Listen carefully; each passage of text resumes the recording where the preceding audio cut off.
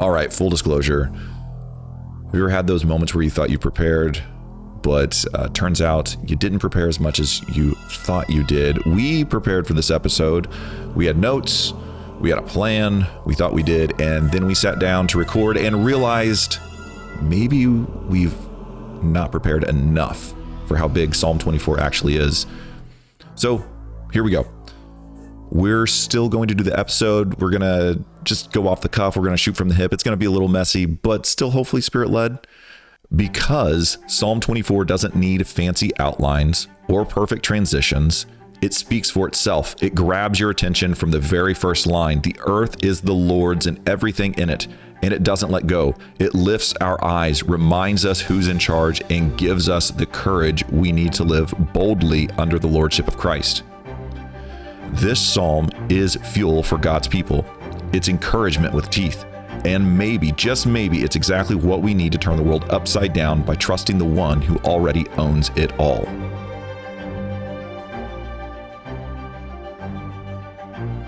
Welcome to the 17:6 podcast, where we help you turn the world upside down by the lordship of Christ. I'm Trevor. I'm Zach. And welcome to sermon prep of Psalm 24. Here's what's going on. I'm preaching in a week, and I just said, hey, Zach, you want to help me prep for my sermon? And he said, yeah. I'm like, let's just do an episode on it. Mm-hmm. So there's going to be application here, but really I'm using my time wisely as a man, and we're just going to work on my sermon.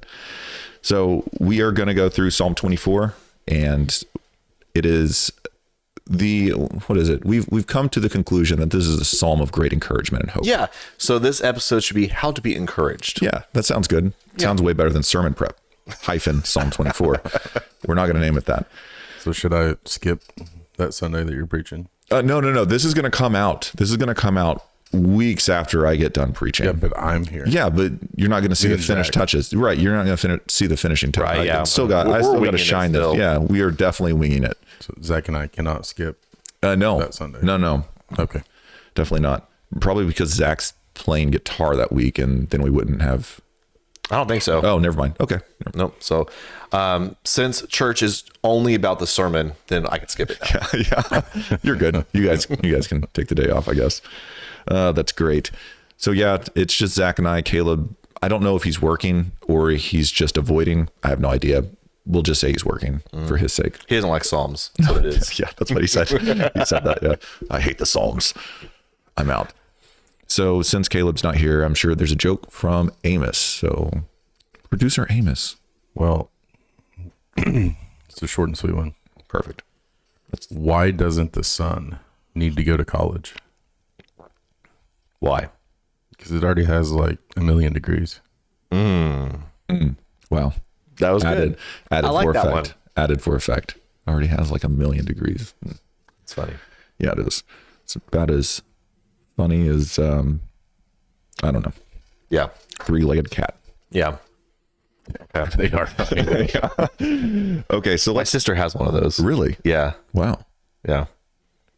I think I've seen one, but it was pretty funny, like watching it run. My dad has a 3-legged dog. Really? It's missing a back leg. Okay. So when it tries to, jump up on you and stuff, it can't. And that's something you don't want it to do anyway. So I joke, I'm like, yeah, good try.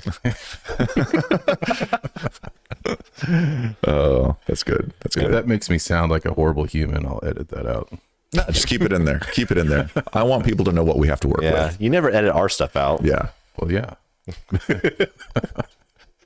That's good. So Psalm 24, this is really whenever I approach the Psalms as if I'm preaching, I always have this moment where I think I understand it, and then I look at it again and I'm like, what the heck is going on? How am I connecting this section to this section? Because it doesn't make any sense. And guess what? That happened to us as we were working. So obviously we've prepped for this episode before we got together this morning. And then as we were talking about it, we realized, oh man, there's a big gaps in what we prepped for. So we spent another solid hour trying to connect some dots, and we didn't get very far. Well, I mean, we did. We're in a better spot. We're in a better spot. Yeah, that's true. It opened up. So yeah. So I think you'll enjoy this, but remember the point of this is it's a psalm of encouragement, psalm of hope for you. And really I think that's a great application to this. Yeah. So can we go ahead and start off with the fact that this is meant for liturgical use? Yeah, absolutely. This is meant to be sung in the congregation of God's people, written by David, but it's to be sung.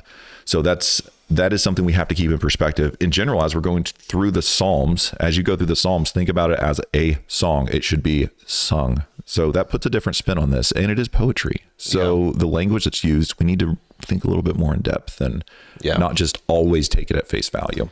Yeah, and we know this is liturgy because of verses 7 and 9 being exactly the same. Exactly. So it's almost like it's not a chorus, but it's that idea. Yes. And that's going to shape how we understand certain verses. Absolutely. A lot of people would take Psalm 24 as kind of if you wanted to get a good picture of it, is going to 2 Samuel 6. Yeah. And I'll just kind of go over that if we're at that point. Okay.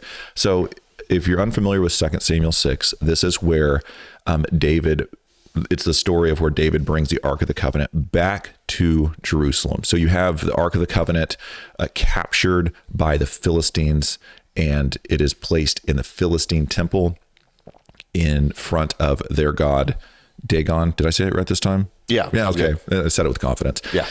So it's put in the front of their God, and Yahweh then crushes that idol to make it look like it's bowing down to the Ark of the Covenant. You will see that in verses 1 through 2. If we're paralleling this is just a good parallel. I'm not saying this is the exact picture, because I think it extends even further than that for all generations.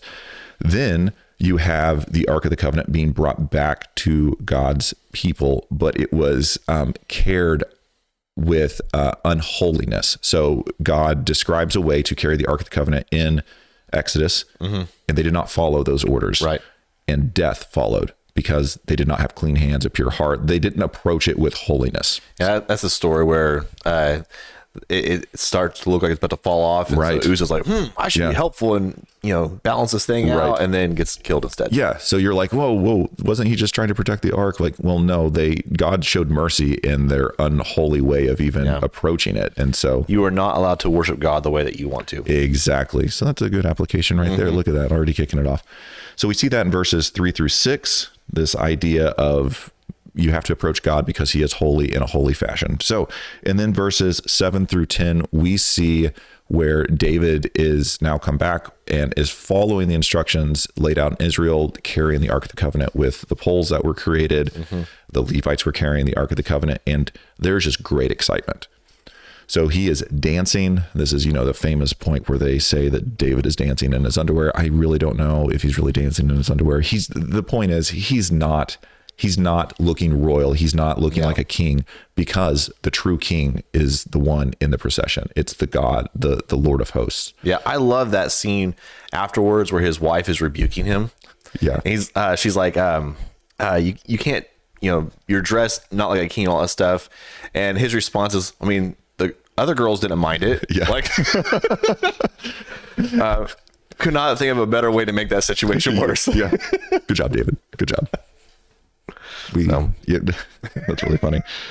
So then you have this great celebration singing, like, again, the procession bringing the Ark of the Covenant to Jerusalem, and Jerusalem would be just depressed because they lost their representation of Yahweh, the Ark of the Covenant, their covenant. They lost that. And now it's coming back in. So you see this ending with lift up your heads, O gates. Like, Jerusalem, why are you're dreary? Like, why are you depressed? Look, the Lord of hosts is coming back in. There's great celebration. So I'm not saying that 2 Samuel 6 is what Psalm 24 is talking about. I think it's a good picture. It gets some flesh on this psalm to help us maybe visualize and the emotions that arise behind it. And it's not just about 2 Samuel 6, because in verse 6, it says, such is the generation of those who seek him, which implies that it's not just about one generation. Very good point. When it says generation right here, this is the kind of people. This is a generation, a kind of people who seek God. So future generations. Yep. So it is for us as well. That's very important to point out. So kind of set the scene now, at least a visual picture, maybe for our audience, for us at least, to kind of keep us on track. So let's just go down through it. You want to start with verses 1 through 2, and we can talk about this worldview. All right. So the earth is the Lord's and the fullness thereof, and the world and those who dwell therein. For He has founded it upon the seas and established it upon the rivers. It's beautiful. I really like this reality. I know the New Testament picks this up too. We'll talk about that here in a second, but the earth is the Lord's and the fullness thereof. Like, just having that as a foundation is beautiful. Yeah. So the psalmist David is riffing that off of what we read about in Exodus. So there's this really popular verse. I don't know if I'm going to read the whole thing or not. Let me find it real fast. Exodus 19, starting at verse 5. Now, therefore, if you will indeed obey my voice and keep my covenant, you shall be my treasured possession among all peoples, for all the earth is mine. And it keeps going after that. But you see this idea of all the earth belonging to Yahweh all the way back in the Torah. Right. It's not a new idea. Right. So maybe this is where Abraham Kuyper started getting his, maybe this is where his famous quote. Right. I don't know. Now I don't remember his quote. Mine just went blank. So go for it. Well, that would, I think, be largely based off of, because it's specifically about Christ there. Oh, okay. But there's not one square inch in all of the earth where Christ does not claim mine or something like that. I can't remember the exact quote. Yeah.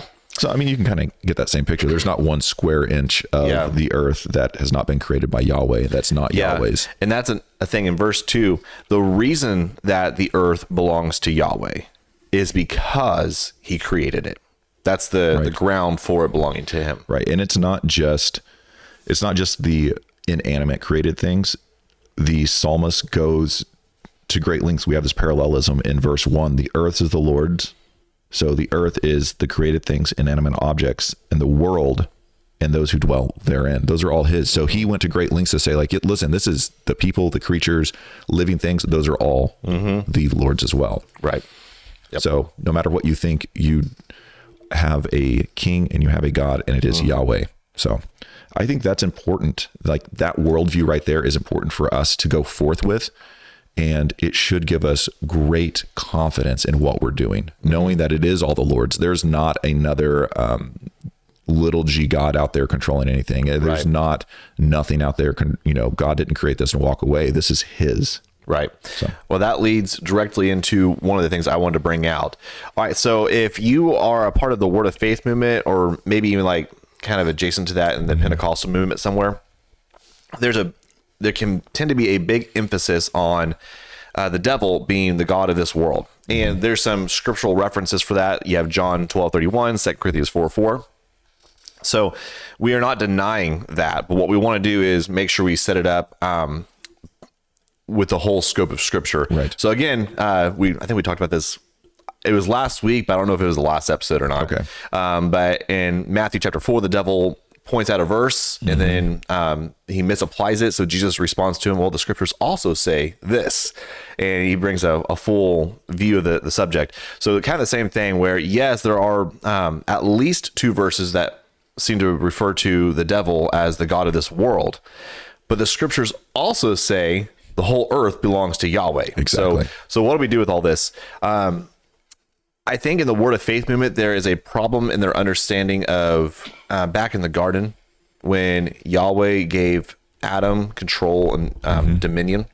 A vice regent, if you will. Yes, vice. That's the thing. Yeah. Adam was never given he was never the top ruler in the garden. Right. So it wasn't like, the wording they would use is that legal ownership was given to Adam instead of God. That never happened. And that's where they go astray, because then they'll say, well, since Adam then obeyed Satan, he gave legal ownership of the world to Satan.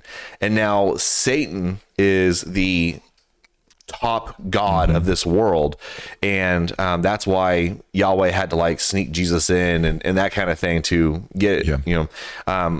So the problem there is that even in the Garden of Eden, the reason that Yahweh told Adam, hey, you can eat of all these trees, but not that one, is because he was always a ruler over Adam. Right. Therefore, if there was some kind of transfer between Adam and Satan, then it still would not have made Satan the top dog. Exactly. He would have been some form of rulership, governor of some sort, but never over or next to God. Yeah. And I think we see that in some some other places in scripture that he's truly not top. Right. So Yeah. I'm thinking, what, you have Job written down? Did you have Job written down? Yeah. So Job chapter 1, it's not like Satan can go do whatever he wants to Job. He has to get permission from Yahweh. In fact, Yahweh even like suggests it to him. Yeah. In Luke 22, Satan wants to take Peter from Jesus, and Jesus gives him a permission to like, hey, you can not tempt him, but you can take him for a little while. That's the whole, he denies Jesus 3 times. Yes. But basically he says, I'm going to take him back. That's in Luke 22:31. Didn't get the same assurance to Judas. You just got to have him. But with Peter, Satan asked for him and was not given full permission to keep him. Point is that we learn that Satan's on a very short leash. Yeah. He gets to do what he's allowed to do, and that's it. Yep. So in whatever sense of whatever's meant by he's the God of this world, it doesn't mean that the earth belongs to him and the fullness thereof. Exactly. That's Yahweh. Yes. And that is great to know. So looking at verse 2, it says that he has founded it upon the seas. Taking this a little bit more on a metaphorical, since this is poetry, yes, he's founded it upon the seas. He's created all these things, but this is also showing that he rules over chaos. So in the ancient world, you see the seas as really chaotic and maybe where wickedness and the little g gods would reside and what it represents. So the psalmist David here is saying that, God rules over, he is sovereign over the chaos. He is sovereign over the wickedness. And then it goes on to say, and established it upon the river. So he's established his creation upon divine provision. This is what rivers represents in poetry in ancient times, and blessing for his people. So it's not established on wickedness and chaos. It's established on blessing for his people. And we should remember that the Lord has created the world in such a way. We read Proverbs, we see wisdom, we see how things are set up. And if we work and act in the world in the way that the Lord has set up, we will receive blessing. Right. I mean, just out of common grace, right? Like, it's just how he set it up. So let's just want to point that out. Yeah. All right. Verse 1 is also quoted in the New Testament. The earth is the Lord's and the fullness thereof. 1 Corinthians 10:26. Do you have any comments on that? I don't. Okay. So basically Paul, and we're not ready for a full-blown conversation on this, but for sermon prep, you might be prepared for this one, because this is gonna be like that's true. It's used quite frequently, I think, in the church. So Paul is dealing with some people, should we eat meat sacrificed to idols? And Paul's point is like, hey, the earth, the meat, it belongs to Yahweh. So in some situations, he like gives permission to eat that meat. Yeah. You know, Yeah. It's one of those things that your conscience kind of like can bind you and that kind of thing. And the foundation is because it's all Yahweh's. Yeah. He's created everything. So And the way that can sometimes be applied, and this is where this is definitely worthy of a full conversation that I am not ready for yet. But you know, a lot of issues that like maybe the Bible doesn't specifically address. Gambling. Can Christians gamble? And I've heard some people say, well, the whole earth belongs to Yahweh. You know what I'm saying? Yeah. So they would apply in that way. But I'm not ready to go into that full conversation. But I mean, we're just going on Psalm 24. I think we're as ready as we can be. So maybe next episode you'll hear this unprepared conversation. I doubt it though. It's not in the plans. Sorry to hype you up. Right. All right. Are we ready to move on to the next section? Let's do it. Okay. So this next section, it talks about who's going to ascend the hill, which is kind of the right response as you learn that the world and all creation is Yahweh's. Okay, well, how can we go and meet Yahweh? Who's going to do that? Because it says that the people that will ascend to Yahweh, will go up to Yahweh, is the ones who have clean hands and a pure heart, and does not lift up their soul to what is false, and does not swear deceitfully. That's a tall order to fill. So I don't know, but I think that's a normal question. The realization that God is holy. I think this is what this is showing, this section right here, that God is holy, and that we cannot approach him in an unholy manner. We must be righteous to approach our holy God. So we should realize that. And it's just an attribute of God. So anyway, I just wanted to point. I know you have points on that. I'm trying to think of my other points. Okay. So while you're thinking of your other points, that's great. in verse 4, well, let me start off back in verse 3. Who shall ascend the hill of the Lord? If you look at verse 6, such is the generation of those who seek him, who seek the face of the God of Jacob. I think that's kind of creating the concept of his presence is kind of bracketing this section. Yeah. So the hill is the face of God. Like they're, yes, the hills, you're actually climbing up it. Which is, it's not abnormal because we see, in Eden, it could be argued that it was a hill or mountain that they met God on. We have in Exodus, Mount Sinai, the hill that Moses met God on. So this idea that a hill and a mountain, it has the presence of Yahweh on it, that's not abnormal. Well, it's kind of like a meeting, a meeting point between earth and heaven. Right. So seeking or ascending the hill is seeking his face. Yes. Then in verse 4, who can do that? Who can go into his presence? Who can seek his face? Well, it's those who have clean hands and a pure heart. And commentators are going to disagree with this on what exactly is meant here. So here's my take on this. I don't think this means total moral perfection here. I think this is kind of like I don't like this phrasing, but generally clean hands, generally pure heart. Right. The reason for that, I have two reasons. One is in the New Testament, James picks this up and he uses these phrases in James 4:8. And he's telling people to clean their hands and purify their hearts. But that's being contrasted with people who are double-minded. And he expects his readers to have those pure hearts and clean hands. So clean hands has to do with more external obedience. So the fruit of the Spirit.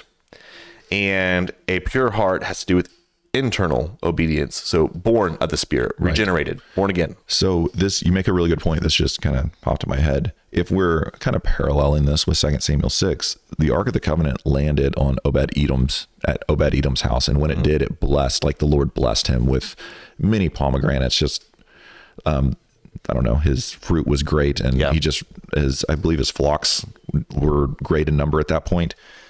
That also kind of works with verse 5. He will receive blessing from the Lord and righteousness from the God of his salvation. But Obed-Edom was not 100% righteous and 100% holy. So just kind of going off what you said, if we're paralleling this with 2 Samuel 6, that makes sense. Yeah. But he was seeking the Lord, or the Lord wouldn't have blessed him. He wasn't a pagan. Right. All right. So that was the first argument is James 4:8. That's why I think that clean hands and pure heart can describe people who are not morally perfect. Second one is if you look at verse 5, it says he will receive blessing from the Lord and righteousness from the God of his salvation. In other words, this person who has clean hands and a pure heart receives righteousness. Exactly. And it's after that. So in other words, it's the righteousness is extrinsic to them. It's outside of them. It's imputed or given to them. Right. They wouldn't need that if they had morally perfect, clean hands and pure heart. Yeah, it's talking about it. Yeah, I'm definitely with you. It's talking about those who seek God, those who desire to honor God in their lives and to live holy and righteous lives. They're not going to be perfect by any means. We know that, but there's that desire in their heart to worship God. They're God's people. Yeah, I think there's a Protestant impulse to never ascribe clean hands and a pure heart to anybody. Right. But I just don't think that's exactly the way that Scripture approaches it. If someone, we can call them blameless or righteous. Right. We see that Psalm 18. I think Psalm 18, maybe it's Psalm 15. That's right. Yeah, 18. So David says, hey, I have clean hands. And he was talking about a certain issue where his enemies were pursuing him, and he's like, Lord, I have clean hands in this. I am justified. I am righteous situationally in this. So we can apply these terms to us without being 100% moral, 100% righteous. Right. All right. So the order that's if you're trying to track chronologically what happens here. So a person is clean hands, pure heart, and the next step is they are given blessing and righteousness.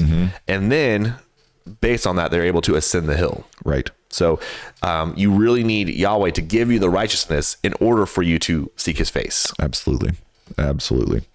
So let's see. Yeah, let's move on to this last section, if you're good. Yeah. I'm sorry. No, you're fine. One more thing. In verse 6, such is the generation of those who seek him, who seek the face of the God of Jacob.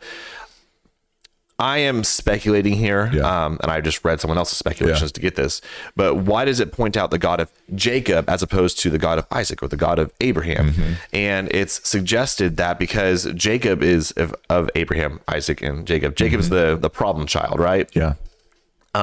So by calling him the God of Jacob, it highlights his mercy.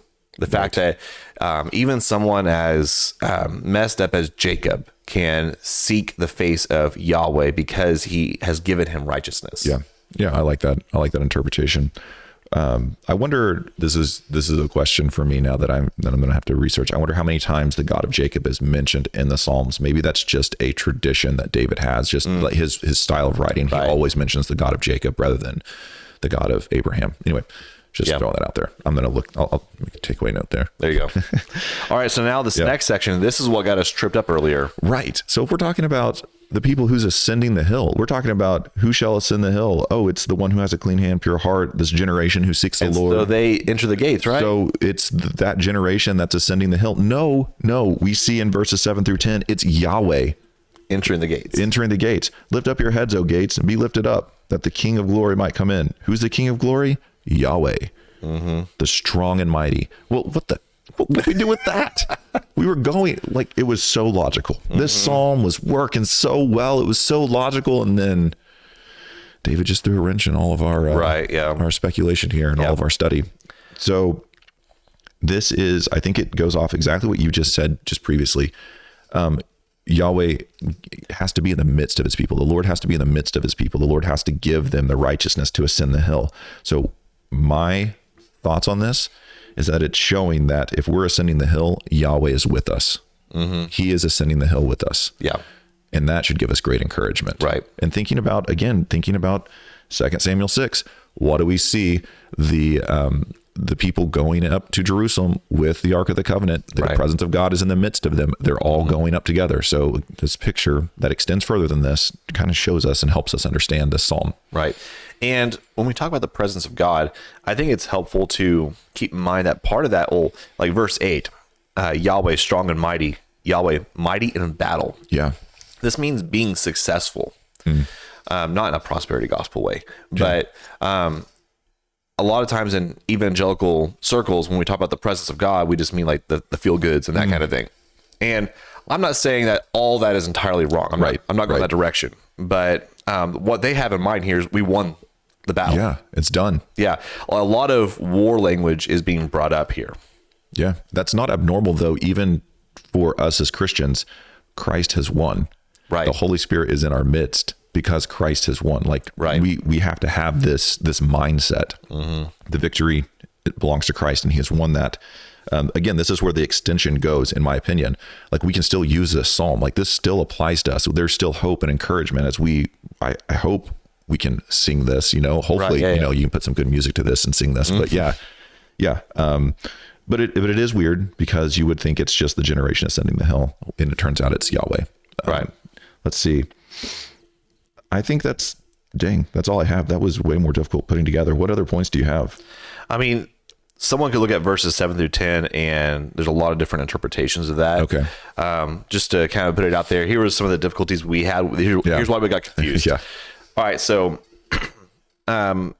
two main different interpretations on this is the place they are entering Jerusalem, or is it heaven? Yeah. And in favor of it being Jerusalem, well, let me start off with heaven. Yeah. In favor of it being heaven is the fact that, the King of Glory is entering. Right. And it says, be lifted up, O ancient doors. That's what tripped me up, the ancient part. Yeah. So it seems like Yahweh is entering heaven. You have these ancient doors. Ancient of days. Yep. Yeah. Yep. So there's some solid arguments for it being heaven. Now, here's why it could be Jerusalem. Right. Well, first off, verse 7, lift up your heads, O gates. Why would and I understand this is metaphorical language, poetic language, but why would the heads of heaven be drooped in the first place? Yeah, why would heaven be so sorrowful? Yeah. That doesn't make sense to me. Cheer up, heaven. Right. But it should be cheered up to its full extent. So that doesn't exactly make sense. Also, just kind of coming off the heels of the people, God's people who were seeking his face. Right. Entering, it doesn't line up there. So for the ancient doors, in Jeremiah, that word ancient in Hebrew is used there as well to describe the law of Moses, which doesn't necessarily, it didn't exist forever. So ancient doesn't literally mean eternal, right? Exactly. It could just mean old. Yeah, exactly. Maybe just kind of talk about, because these words seem kind of foreign, definitely to us. We don't have city gates, but that's what this is kind of referencing. These are city gates, city doors. When it says drooping heads, I think I might have already said this, but just think of it personified as the people in the city. Right, They are the ones that's sorrowful. And it's saying, hey, the ones that open the gates, the ones that keep watch, lift up your heads, the King of Glory is coming. You should be joyful. That's what this is, kind of the imagery that's behind this and the metaphors behind it. Yeah. So anyway, I just wanted to throw that out there because it tripped me up when I first read this. I'm like, I don't know what this means. Right. All right. Do you have any other points? Oh yeah, I got one point. We should remember that, and I think we said this, but I want to reiterate this. That was an alarm. I don't know if that was in the microphone. That was definitely in my ears. So we must remember this as God's people, that our King is in our midst. He's not a king, or he's not a God who sets up the world and walks away. He is a king who rules over his people, and it appears in the midst of his people. Right. So be encouraged and joyful knowing that. Yeah. Amen. Do you have anything else? That's it. Okay. Psalm 24 reminds us of something we so easily forget, that this world isn't out of control and it's not ours to fix on our own. The earth is the Lord's and everything in it. Every inch of it belongs to him. Every challenge, every victory, every unknown. We're not walking through it alone or by accident. So wherever you are right now, whatever you're facing, take heart. Lift up your head. The King of Glory is not just strong and mighty. He's present. He's reigning, and he invites us to live boldly, not in fear, but in faith. Not as owners, but as stewards. Not trying to build our own kingdoms, but joining him in advancing his. Trust him. Rest in the truth that all things are his. And live with the kind of confidence that only comes from knowing the gates have been opened wide and the King of Glory has come in.